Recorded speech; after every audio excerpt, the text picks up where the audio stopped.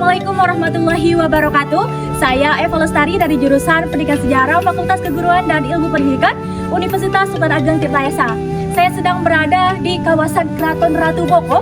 Tepatnya keraton ini adalah bekas peninggalan kebudayaan Mataram kuno, dan keraton ini terletak di atas perbukitan Boko dengan ketinggian air laut yaitu 195,97 meter. Dan keraton ini terletak di antara dua wilayah desa, yaitu Desa Daung dan Desa Sambirejo, yang keduanya merupakan termasuk kawasan dari daerah istimewa Yogyakarta, tepatnya di Kecamatan Prambanan, Kabupaten Sleman.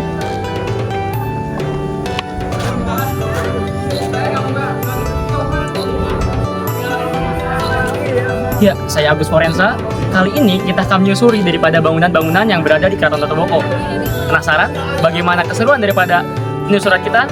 Langsung aja, cus!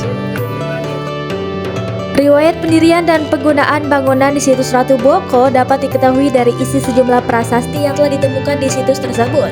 Berdasarkan sumber prasasti daerah ini pada masa lalu bernama Walaing.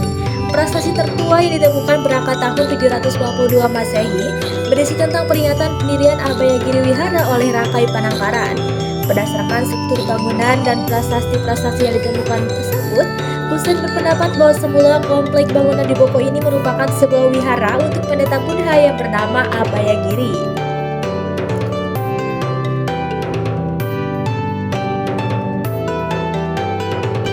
Nah, kenapa Ratu Boko laki-laki? Kalau kita kembalikan seperti ini dalam sejarahnya. Nah, dalam sejarah nanti salah satu cara mencari informasi kan bertanya ke masyarakat sekitar. Nah, yang memberi nama awalnya itu orang Belanda. Nah, di tahun 1915. Tahun itu bahasa Indonesia. Nah, dengan penggunaan bahasa Jawa, berarti istilah kata ratu tadi jangan diartikan dalam bahasa Indonesia. Kan gitu.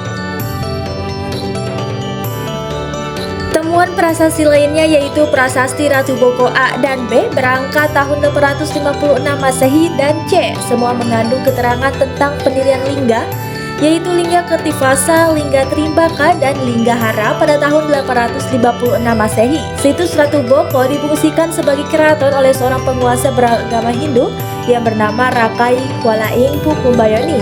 Oleh karena itu, tidak mengherankan bila unsur agama Hindu dan Buddha tampak pada komplek bangunan ini. Bahwasanya memang keraton Ratu Boko ini dibuat oleh Rakai dari kerajaan Mataram kuno begitu. Tapi kan tadi sudah disampaikan maksudnya secara legenda bahwasanya yang menjadi penguasa ini adalah Ratu Boko. Yang bertanya, siapa sih sebenarnya Ratu Boko gitu kan? Apakah ada nama lain dari raja-raja dari Mataram kuno, atau memang Ratu Boko ini jadi mitos juga atau legenda gitu di sekitar masyarakat? Sebenarnya Ratu Boko itu benar-benar pure murni mitos. Itu legenda.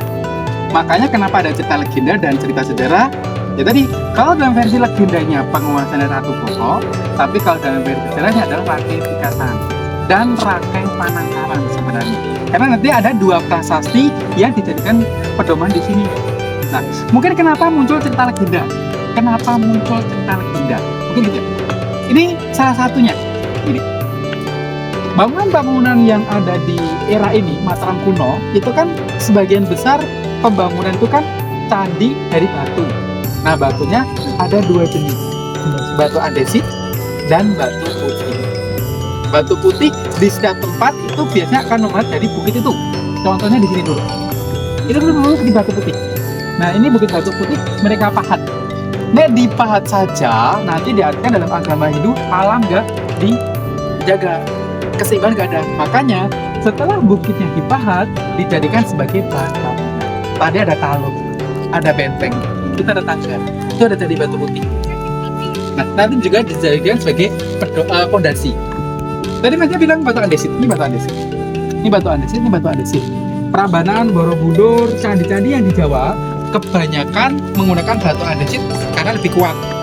Tapi batu andesit ini tidak sembarangan bisa diambil, karena yang bisa menghasilkan batu andesit dari gunung berapi.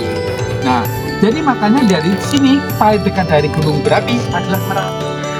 30 km dari sini Di sini ke selatan, ke utara, timur, barat banyak ditemukan candi. Apalagi di sini, di atas bukit Candi Ijo, lebih tinggi lagi. Kalau teman-teman mau bertanya bagaimana cara membawa, memotong dan bisa membangun, tak potong dulu. Sama, aku dulu juga bertanya itu sampaikan ke para ahli. Tapi para ahli pun sampai sekarang belum ada yang bisa menjelaskan secara pasti, ya. Cara pastinya bagaimana ini membawa, memotong dan membangun. Kayak pambangan tadi 47 meter. Ini cara membangunnya kok di luar nalar logika manusia.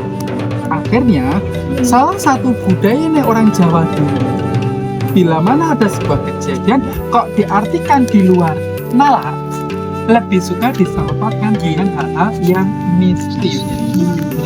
Bener nggak? Salah satunya jin.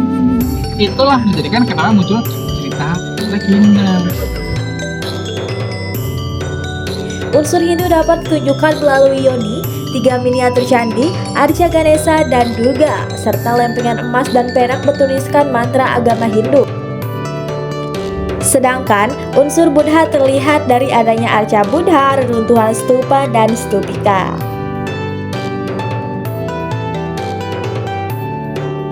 Berdasarkan hasil temuan peneliti, situs Ratu Boko difungsikan untuk hal-hal sebagai berikut.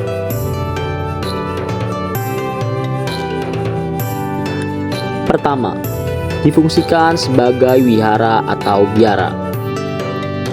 Pendapat ini diajukan berdasarkan hasil temuan bahwa di Ceylon juga ditemukan bangunan sejenis Ratu Boko yang digunakan sebagai sebuah wihara.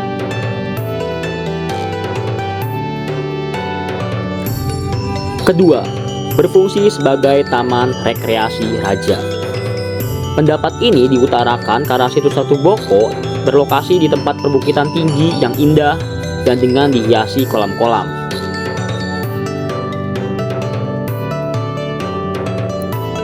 Ketiga, berfungsi sebagai tempat pertahanan. Berdasarkan hasil temuan salah satu prasasti, yaitu Prasasti Siwagriha, disebutkan bahwa Ratu Boko berfungsi sebagai tempat pertahanan Balaputra Dewa. Ketika peperangan antara Balaputra Dewa dengan Rakai Pikatan, situs Ratu Boko digunakan Balaputra Dewa sebagai tempat pertahanan sekaligus persembunyian karena kalah berperang dengan Rakai Pikatan, seorang Raja Mataram kuno pada saat itu.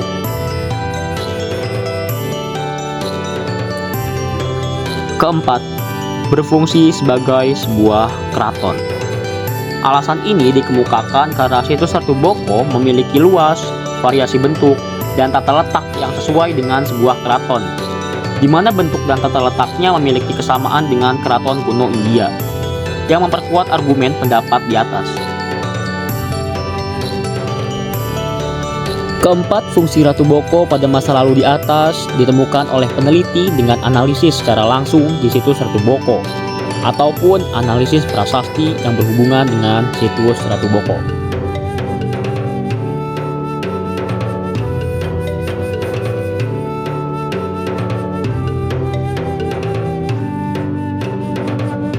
Wadon di atas dua lanang.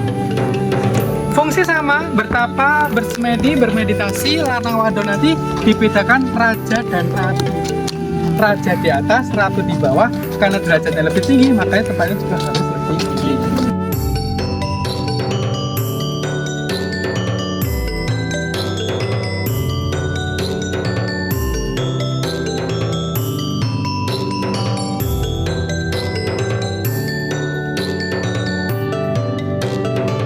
Ya, tadi kita sudah berkeliling menyusuri beberapa lingkungan di Keraton Ratu Boko dan sangat menarik sekali ya, karena kita disajikan beberapa tempat-tempat yang memang itu merupakan peninggalan sejarah, peninggalan purbakala yang sampai hari ini masih dirawat dan juga dilestarikan, dan kita dapat menyaksikan bagaimana indahnya Keraton Ratu Boko.